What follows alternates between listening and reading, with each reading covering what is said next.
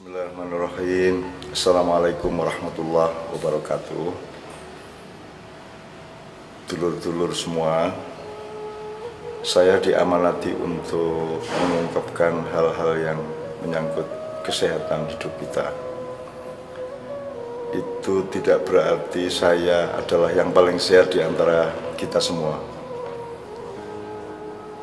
Alhamdulillah, Allah selalu sayang dan memelihara, merawat kesehatan saya sampai umur 64 sekarang. Alhamdulillah. Tapi tidak berarti sayalah yang paling pantas untuk ngomong apa-apa tentang kesehatan. Karena mungkin saja orang yang paling tahu kesehatan adalah orang yang sakit. Jadi tolong, yang penting apa yang diungkapkan, tidak usah dipertimbangkan apakah saya sehat atau sakit. Ini amanat saya jalankan supaya saya tidak ngomong ngawur dan melebar-lebar. Saya bikin catatan sebanyak 11 poin mengenai kesehatan sejauh yang saya ingat ketika menulis ini. Pertama, hidup sehat atau kesehatan hidup itu merupakan gabungan antara kesehatan jiwa, kesehatan badan, dan kesehatan hubungan manusia dengan Tuhan. Gabungan itu artinya dia bersifat dialektis, terkait satu sama lain, serta bersifat komprehensif atau dia saling mendukung satu sama lain di antara unsur-unsur badan atau jasad dengan jiwa atau rohani, dengan posisi hubungan manusia atau makhluk apapun siapapun dengan Tuhan. Itu prinsip dasarnya. Tuhan adalah yang bikin manusia, yang bikin rohani dan jasadnya, serta memberi ketetapan tentang suatu sistem kehidupan yang hasilnya adalah hidup sehat. Oleh karena itu, ketergantungan makhluk untuk sehat atau tidak sehat itu nomor satu adalah pada yang menciptakannya, yaitu Allah SWT. Kedua, oleh karena prinsip dasar seperti itu, maka kesehatan jasad tidak bisa berdiri atau bekerja sendiri. Ia berposisi saling tergantung dengan kesehatan jiwa atau rohani, serta dengan sehatnya hubungan manusia dengan Tuhan dari hari ke hari. Kita tahu ilmu kesehatan modern sangat rajin meneliti dengan seksama hal-hal yang menyangkut kesehatan jasad. Ada juga sedikit ditemukan kaitannya dengan kesehatan psikologi atau psikis, tetapi tidak sampai pada spektrum kesehatan rohani, di mana Tuhan disadari sebagai pangkal ujung sehat dan sakitnya semua makhluk, termasuk kita semua. Khusus untuk mengenali posisi Tuhan, Tuhan itu memiliki hak mutlak atas sehat atau sakitnya apa saja yang Ia ciptakan. Tuhan tidak berpihak kepada sehatnya manusia berdasarkan konsep manusia tentang sehat. Sehat dan sakit menurut Tuhan berbeda atau sangat berbeda, atau bahkan bisa sangat terbalik dibanding sehat dan sakit menurut ilmu kita, menurut keperluan dan kepentingan manusia. Kesehatan di mata Tuhan adalah keberadaan manusia di dalam kepatuhannya kepada kehendaknya. Maka pemahaman atas kesehatan manusia bisa terbalik dari konsep kesehatan menurut Tuhan. Keempat, ada kemungkinan-kemungkinan yang mungkin tidak terbatas jumlahnya. Tuhan bisa memberi sakit kepada manusia, tapi fungsinya adalah penyehatan jiwa. Tuhan memberi sakit atau penyakit kepada manusia, maksud atau posisinya bisa saja sebagai ujian atau pendidikan atau peringatan atau mungkin hukuman. Sebaliknya, Tuhan memberi sehat kepada manusia juga bisa merupakan ujian, pendidikan, peringatan atau hukuman. Jadi sehat dan sakit menurut kita ternyata bisa sangat terbalik dengan sehat dan sakit menurut Tuhan. Tergantung kita bisa menemukan dan latar belakang kenapa Tuhan bikin kita sakit, kenapa Tuhan bikin kita sehat. Sakitnya manusia bisa membuatnya bersikap rendah hati dan sadar ketergantungannya kepada Tuhan.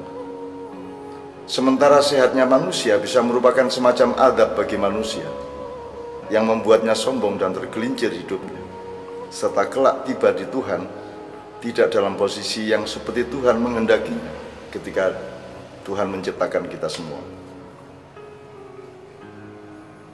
Kelima, demikian juga konsep Tuhan tentang hidup dan matinya manusia tidak sama dengan pemahaman kita, dengan pemahaman manusia. Banyak kita alami bahwa sakit berlanjut ke kematian, tapi juga bisa kematian terjadi tanpa sakit sebagai sebab musababnya. Di dalam konsep Tuhan, hidup dan mati bisa berkait, bisa juga tidak berkait, terserah Tuhan. Tuhan menghidupkan dan Tuhan mematikan hanya terkait dengan kehendaknya itu sendiri, tidak harus berhubungan dengan sakit atau tidak sakit. Hidup dengan selalu menjaga kesehatan tidak harus diartikan supaya awet hidup dan tidak cepat mati. Yang paling murni dan masuk akal adalah menjaga kesehatan karena kesetiaan kepada Tuhan yang menitipkan jasad dan ruh ini kepada manusia dan kita semua. Keenam, manusia mencari dan menemukan amat sedikit dari ilmu kesehatan yang Tuhan maha menguasai keseluruhannya. Manusia wajib berikhtiar merawat kesehatannya, tetapi hakikinya Allah yang mengambil keputusan tentang sehat tidaknya manusia. Manusia wajib menjalani hidup yang sehat, tetapi Tuhan berhak menentukan orang yang merawat kesehatannya diambil nyawanya terlebih dulu dibanding orang yang berlaku seenaknya terhadap kesehatan hidupnya. Itu terserah Tuhan, dan kita sebaiknya tidak usah membantah dan mengabdi dan ikut saja kepada Tuhan. Untuk itu tidak ada salahnya, tidak ada gunanya menyalahkan Tuhan dengan keputusannya yang dari sudut kepentingan kita seolah-olah semena-mena dan diktator itu. Sebab setiap kondisi sehat atau sakit di suatu titik, di suatu area, penggalan atau petak dalam proses kehidupan, baru bisa dinilai kesejatian sehat atau tidaknya kelak pada momentum tertentu di alam yang rumusnya adalah komprehensi dunia akhirat sekaligus. Kita mengenal hanya sepetak kecil dari urusan dunia, dan kita sebenarnya tidak berada pada posisi yang ilmiah untuk mengambil keputusan saat ini juga mengenai kita sehat atau sakit. Itulah sebabnya manusia tetap memerlukan iman, takwa, dan tawakal kepada Tuhan dalam keadaan sakit maupun sehat. Semua kondisi, ilmu, dan pemahaman tentang kesehatan atau apapun saja selalu dimasukkan ke dalam spektrum iman, takwa, dan tawakal. Kalau mau gampangnya ya sehat ya monggo, sakit ya monggo, asal tetap berada di dalam iman, takwa, dan tawakal. Ukurannya itu.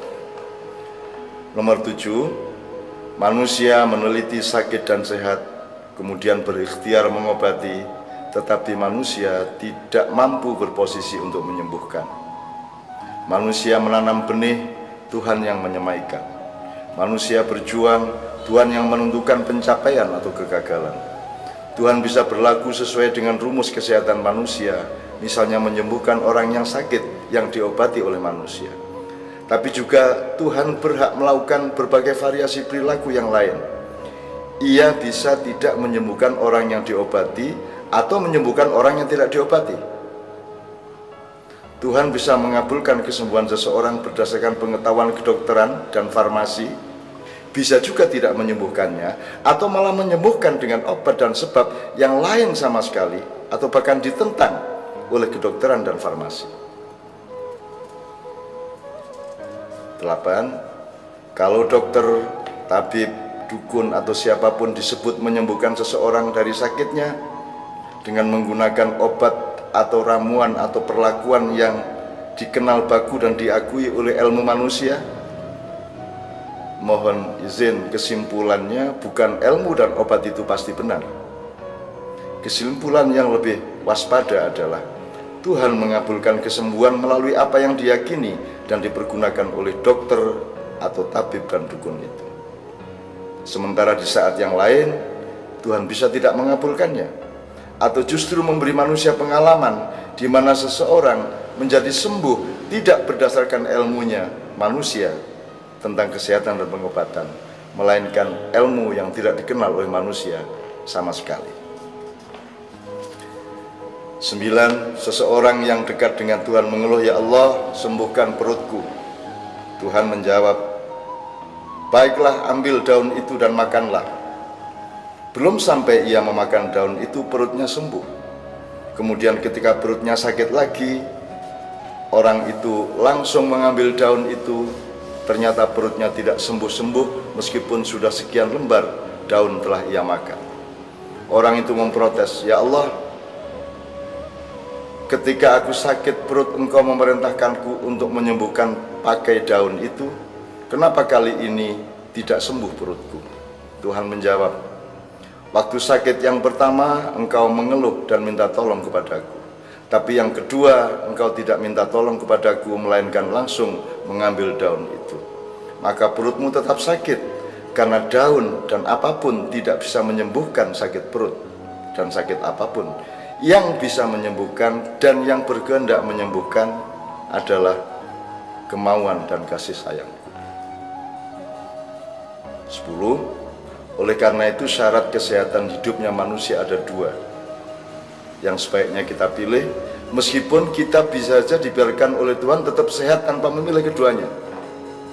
Pertama, memastikan secara permanen dan simultan pemfokusan hati kita kepada Tuhan. Hati kita bertauhid, pikiran kita bertauhid, setiap helaan nafas bertauhid, setiap langkah bertauhid, arah hidup kita bertauhid, pekerjaan kita bertauhid, senang dan susah kita bertauhid, kaya dan miskin kita bertauhid. Yang kedua, berpikir hakiki, berpikir sehat, berpikir jujur, berpikir positif, berpikir kompatibel dengan kemauan Tuhan. Roh dan jasad manusia adalah sebuah organisme, sebuah sistem, suatu putaran ekosistem, hardware maupun bersama dengan softwarenya. Setiap ketidakjujuran rohani, ketidakjujuran hati dan pikiran akan mengubah manajemen ekosistemik di dalam hidup kita, sehingga potensial untuk menjadi destruksi, dismanajemen, kekacauan, dekonstruksi, atau kekacauan atau kerusakan susunan-susunan kerjasama di dalam roh, saraf, dan jiwa kita, termasuk semua unsur jasad kita, sehingga produknya adalah sakit. 11. Maka hidup yang paling potensial untuk sehat adalah menghormati dan patuh kepada hakikinya kehendak Tuhan. Kemudian membuka diri pada setiap kemungkinan pada ilmu manusia yang menyangkut sehat dan sakit. Tidak ada ukuran ilmu kesehatan modern atau tradisional. Tidak ada acuan ini dokter atau dukun atau tabib, atau mungkin orang biasa yang dianggap tidak expert dalam kesehatan. Ukuran yang sejati dan yang lebih dekat kepada kesehatan hanyalah kejujuran ilmu kesehatan di tangan atau di pihak siapapun, serta sadar ketergantungan kepada kehendak Allah.